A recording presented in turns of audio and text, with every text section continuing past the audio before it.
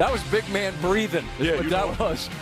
Sal, let that man catch his breath. It take a little longer for our oxygen to get to our lungs, Scott. Under the current playoff format, roughly 5 out of every 6 teams who begins the season 3-0 has gone to make the playoffs. There are 6 3-0 teams. Indy, the only 8 outlier based on preseason expectations. They had just a 34% chance to make the playoffs. It's now up to 87%. Let's run the hurry up. Hurry! Hurry up! On the way! Have a sense of urgency!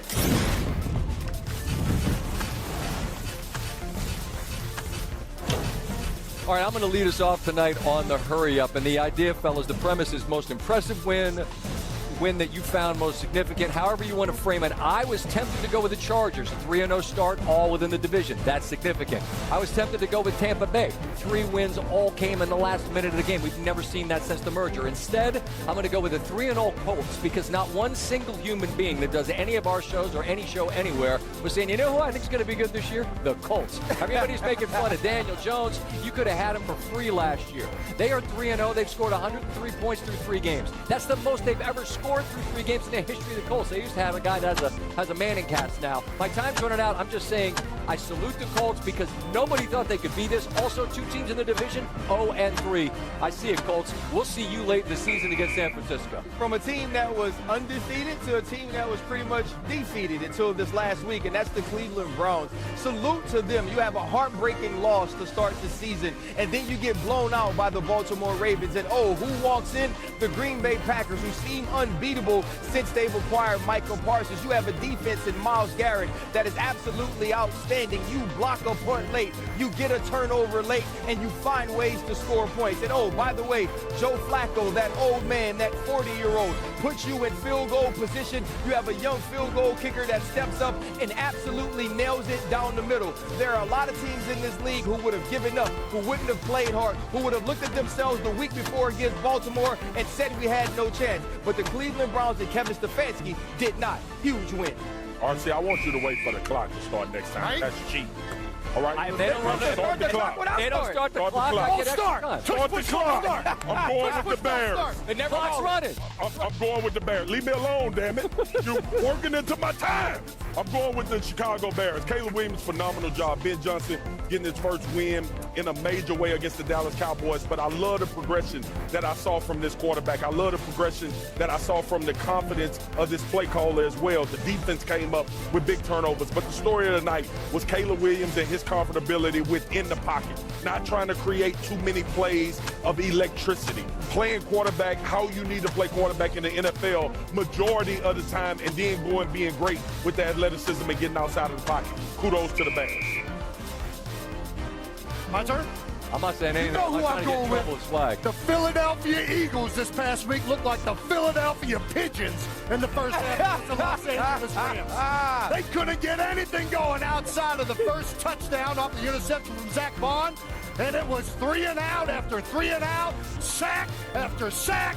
My man Jalen Hurts couldn't get nothing going. They found themselves trailing big time in the third quarter, and how could they come back? It's not like they got a top 10 quarterback. Huh? No, they ain't got it, JK. A.J. Brown ain't had but 6 catches, but my man like Willie Mays Hayes got one over the shoulder, and that got the momentum going. All of a sudden, Jalen Hurts out there like point guard, Devontae Smith catching it over on the corner, and Jordan Davis, the big man, coming up with the big man ball and block down the middle. They don't know no quit in Philadelphia. I don't care that my time's up. There we go. Go Birds, baby. Take all your time, JK. Take all the time, man, JK. It ain't out of you yet, and I love it. Damn. It's not out of you The yet. damn Philadelphia Pigeons. They don't do nothing but poop. Can I get a go Birds? To see all of Sunday's action, watch NFL Primetime with Boomer and Booger only on ESPN Plus, available Mondays, Tuesdays, and Wednesdays, so you can watch anytime you want on the all-new ESPN app.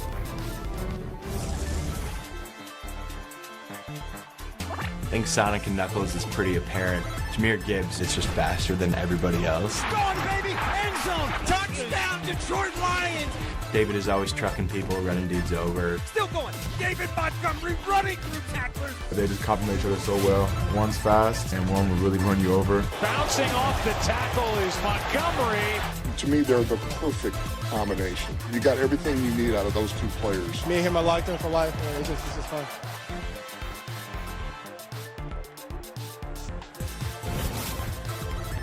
Sonic and Knuckles, call them whatever you want. It is rare for a team to have two players rush for double-digit touchdowns in the same season. Gibbs and Montgomery have done that in both seasons as teammates in Detroit, the only duo in NFL history with 10 rushing scores in back-to-back seasons. Gibbs, kind enough to visit with us now. Ryan Clark and Stephen A. Smith, great to have you with us. Take it away. Well, I appreciate you, Scott, and now it's time for me to reveal our big guest, my pastel brother, my starburst brother, Stephen A. Smith, and we're here on the field with Pro Bowl running back Jahmyr Gibbs. Jahmyr, you got back going last week with the big plays. The offense was creating those dynamic plays, pushing the ball down the field. What did you guys speak about in between week 1 and week 2 that you needed to adjust? Mostly just getting the run game going. The first week was not used to, our standards, so just getting that back going. Jahmyr, why did week 1 happen the way that it did? So much noise was made about the fact that Coach Campbell had lost both offensive and defensive coordinators in Ben Johnson and Aaron Glenn. How much of a factor was that in the first week struggles? I think it was just mainly us communicating from the line to receivers, quarterback, running back, to everybody. It was miscommunication. It was a bad game on our part. So. With Dan Campbell being someone who everybody thinks of at Lions, how important was it for you guys to come out and show that in week 2 in that game to say we still are physical, we still are a good running football team, especially after losing some of those guys in the middle? Yeah, every team I think has a bad game. We just had to come back and shape back and play to our standards. So that was the main thing. Yeah. How do you guys feel about what happened, considering what happened last year and the playoffs with the Washington Commanders? All of us looking in and we just said injuries. If it weren't for that, who knows what would have happened with the Detroit Lions? Was that the mentality that the rest of you guys had coming into the season? I think, we got that far with those injuries, so I think any game we could have won. So I really don't make that excuse. So, but it is fun having everybody back and playing with each other again, so it's a fun thing. All right, Jahmyr, so I'm going to throw you this ball because I have a question. Now, I got to come to training camp, and I saw during individual periods, you were lined up all over the place at slot receiver, at number 1 in the backfield. You had 10 catches early on in the first game against the Packers, but couldn't create the big play. When are we going to start to see some of the utilization of you in the pass game? Because that's a huge mismatch, especially with you and Demo on the field.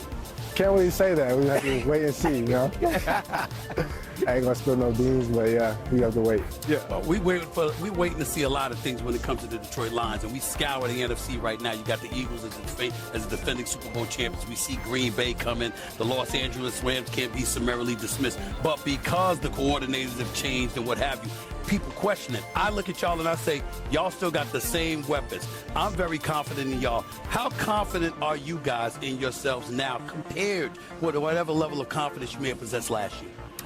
Mainly, I think it's just the players. We still got the same players, and I think it's players over scheme any day. So, players make plays. So I think it's the main thing. Now let's get to tonight. Listen, 2 years ago, this team was 5-1, right? You're playing against the Baltimore Ravens. It was